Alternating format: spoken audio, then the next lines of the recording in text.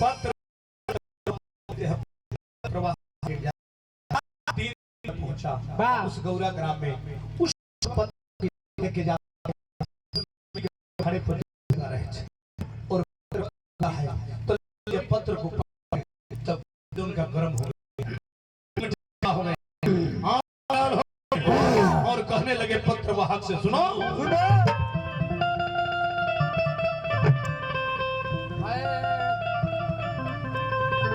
लया गई लोरी कहते कि अरे जियत जाए नदी हम जदू, हार जियत जाए नदी हम जदू, कुल के बनिया रे जवनिया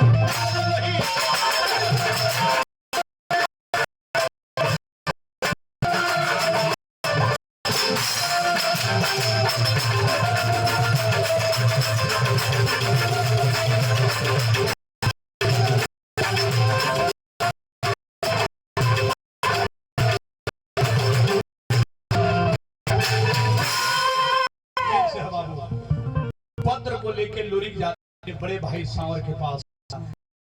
पैतृक धंधा है गौ पालन करना जादों का पैतृक धंधा है गौ पालन करना। लोरी के बड़े भाई सांवर बलिया के भूखंड दीराचल क्षेत्र में गौ पालन करते थे और लोरी पत्र को लेकर के पहुंचते हैं।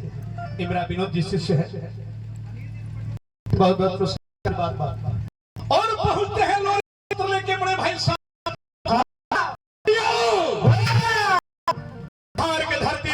से पत्र आया है। कहते कि बोल क्या हुआ है भाई हमारे विनोद जी, बहुत बहुत के पुरस्कार। पद प्रति सब रही कामना करो।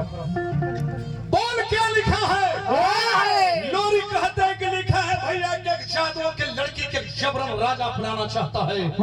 हाय रे सांवर, सुनते हैं तो खून गर्म हो गया। कहले कि रे लोरी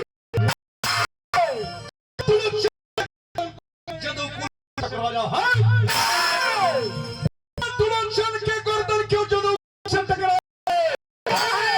अरे के बोला मेरा है उसी घंटा तू काट लो चल के गर्दन क्यों जदू पुल से टकराया है? अरे फोड़ दो चल के लाखे के बला पर नजर उठाया है। जुर्म अत्याचार के खिलाफ लोरी के एक समाजवादी नेता थे। लेकिन लोरी के बाद में समरू भाई गरम कैसे होते हैं? हाँ कि खूना मां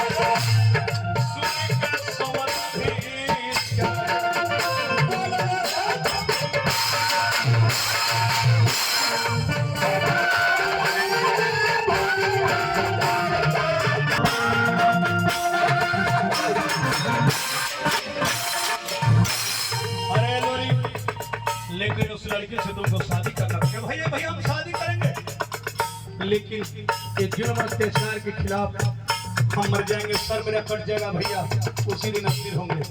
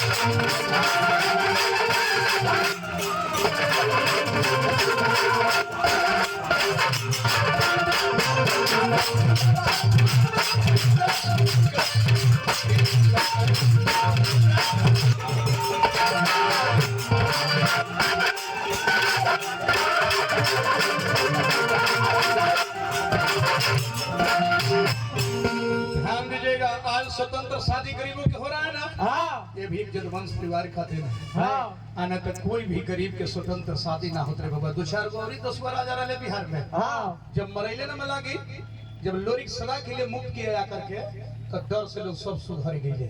अब देखिए, बारात साजते हैं बलिया के धरती से, जवान जवान हर जाति में से लोरिक पट्टा को छाटते हैं बराती चलने के लिए। हाँ वो मात्र बारात में 3 गो बुढ़ गईले। हाँ के काका कुवई, एक, गांगीनाव, दो, दुबरी पंडित, हाथी घोड़े पर सवार होकर 3 दिन पैदल आकर के बिहार का धरती मिर्जापुर हाँ अगोरी ग्राम को पूरा किला मलागित को चप्पे चप्पे लोरी घेर लिए। हाँ माहर यादव के घर घेर लिए हाँ और माहर यादव के बुला के कहते कि हम लोग बलिया से आए हैं आपकी सुरक्षा के लिए, हाँ आप निश्चिंत हो जाए। माहर यादव जी जा करके मलागित के किला में खबर दिवा दीजिए, है उसकी तलवार में पानी, है उसका भुजा में ताकत, तो मंजरी से शादी करा के दिखा दे।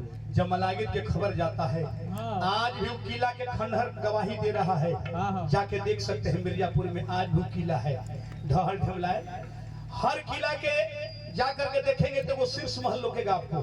वो सबसे ऊंचा बनाया जाता था दुश्मन को देखने के लिए। सही बात। तो मलागी जब सुनता है तो उसी किले पर के ऊपर चढ़ जाता है, ऊपरी भाग पर। और ऊपरी भाग पर चढ़ करके और देखता है कि चारों पट्टी में मुरई से घेर चुका हूँ। उसी समय उस राजा की आंख से आंसू निकला, कहने का भाव, तकीलावा हो घेरा गईले अगोरी के,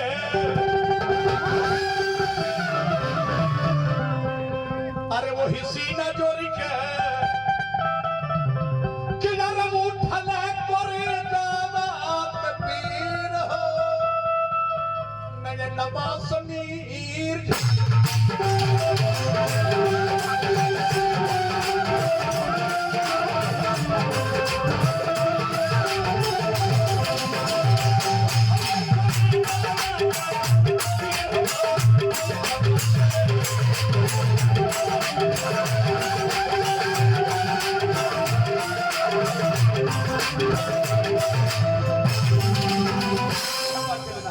लेकिन साहसी राजा था, साहसी राजा था। अपने सेनापति को खबर देता है कि घेर ले साले को, घेर ले साले को। एक भी मुदई बली वापस लौट के नहीं जा पाए। तो खबर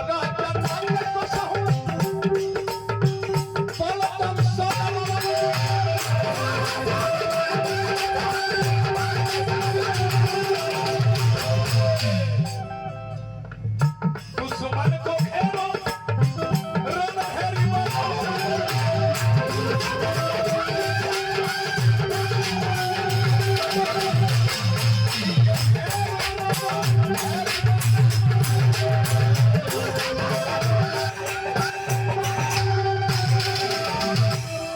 पतने में मलागिन का फौज पलटन किले से बाहर निकलता।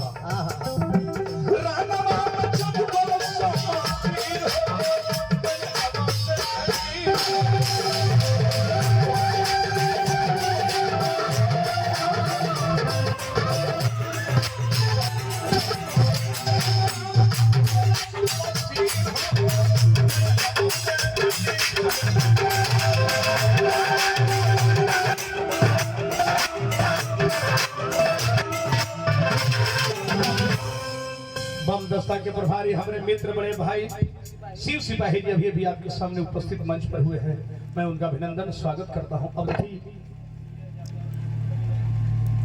नवीनगर से हमारे विजय यादव जी लोजपा विधानसभा पद के प्रत्याशी हैं, बहुत बहुत प्रकार के पुरस्कार देनी, हार्दिक हार्दिक प्रणाम। जीवन पद प्रतिष्ठा बन रहे, यही कामना करो। अब देखिए, अब खबर दे के मलाली तो पूरा किला से फौज के निकाल दिले। अब बलिया के लोग देखले कि किला से उसका मलागिर का फौज निकल चुका। तब बलिया के लोग आपस में बतियावे लगले, कह रहे यार अब क्या करना है, वक्त कम हो गया है, क्या करना है निश्चित करो। कोई कहता है कि मलागिर के गोड़ काट के छोड़ देना है, कोई कहता है कि इसको बाह काट के छोड़ दो, एगो कहले कि ना अखिया फोड़ के छोड़ दे के धर्म लायक रही। हाँ काका कोई के लोग पूछले कि काका तू पुरनिया हो का ख्याल बा बोली बोली काका जाओ काका कोई कहले कि सुना इस सरवा के अखिया फोड़ के छोड़ देबे नु हाँ तो ये अत्याचारी राजा है। हाँ। कोनो भी गरीब के झोपड़ी में लड़की रही नु हाँ तो सरवा के आंख ना रही तो यो टो तो भी तो हमने लोरी तलवार खींच के करके सुना आर तक्का चली हम सार के बाबूरावा आर काटले हम सार के बाबूरावा अरे छुटल बाय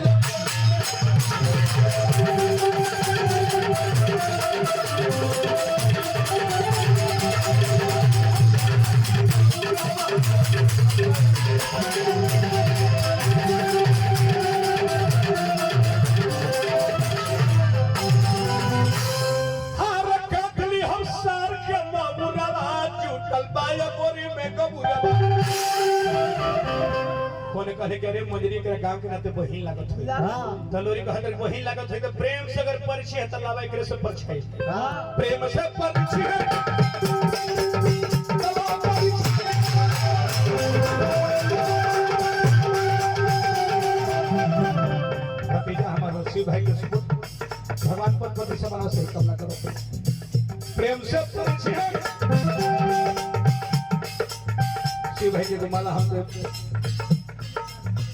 अपना प्यार दुलार जिंदगी में हमारा कोई ना गलत गार्जियन उस प्यार दुलार हमें देवे तने वो वस्त्र से सम्मानित करी प्रेम से परिचय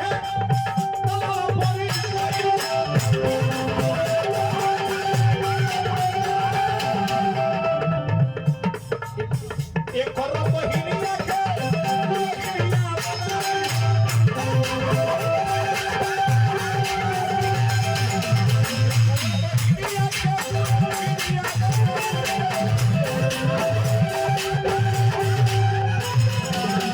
अत्याचारी राजा है, ये शोषण करने वाला राजा है। बेटी बहन को इज्जत नहीं, किसी को बच्चे दे रहा है। भगवान के पुरस्कार आशीर्वाद बालू खैरा महेंद्र जादव जी अत्याचारी राजा है। प्रेम से अगर परिचित लेवल पर छाई कर जिंदगी बरकरार अनामा भी तो नहीं तो